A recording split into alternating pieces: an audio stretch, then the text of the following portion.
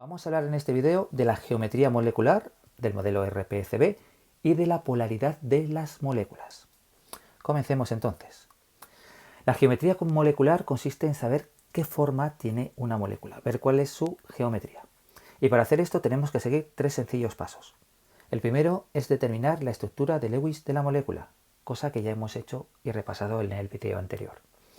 Segundo, una vez hecho esto de determinar la estructura de Lewis, contamos nubes de electrones alrededor del átomo central y luego aplicamos una tabla, ¿vale? Veamos todo esto.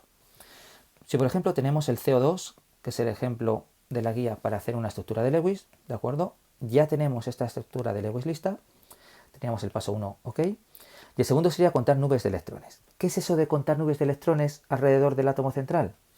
Consideramos el átomo central, que es el carbono, y contamos cuántas cosas tenga al lado. No importa lo que sean. Por ejemplo, este tiene una y dos cosas al lado.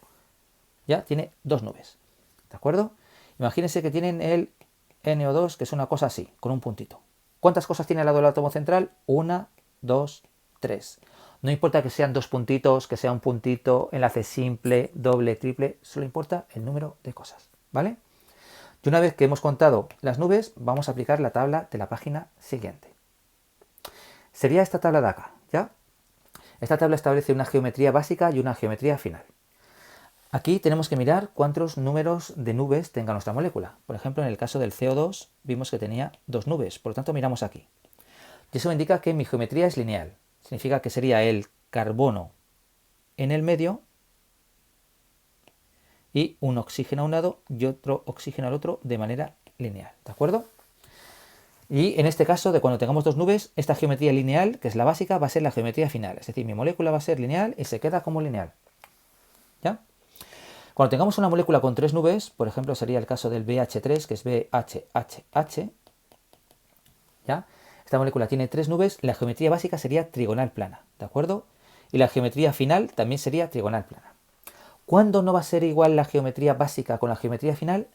Cuando en alguna de estas posiciones, en lugar de átomos, tengamos puntos. Por ejemplo, fíjense en el SO2, ¿vale? El SO2 es una molécula así. ¿Ya? Básicamente. Entonces fíjense que el átomo central tiene una, dos, tres nubes. Sería un triángulo, sería así. O, trigonal plana, O, y aquí los dos puntitos. Pero como los dos puntitos, el par de electrones es invisible, no se puede ver, al final lo que me queda es un ángulo. Y la geometría final sería angular, ¿de acuerdo?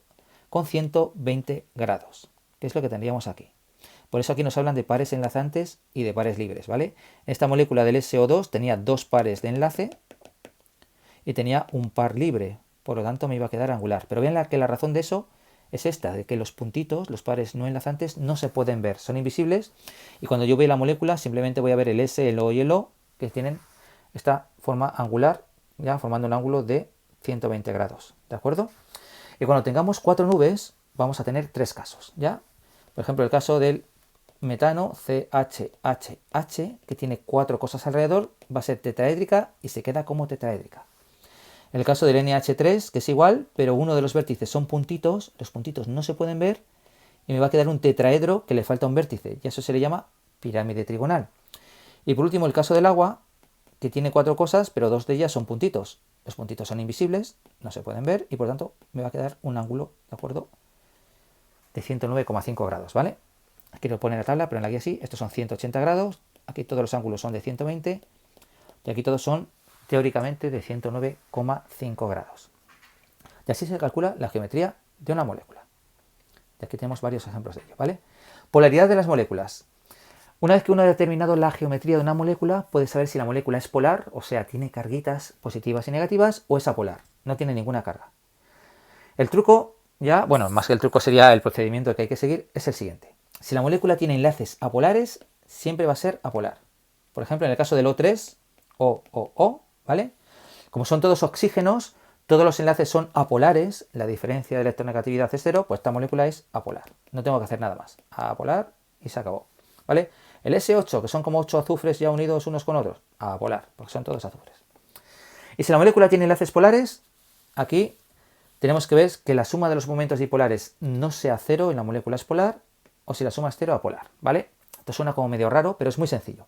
Básicamente, si la molécula todos los vértices de la molécula son exactamente iguales, la molécula va a ser apolar.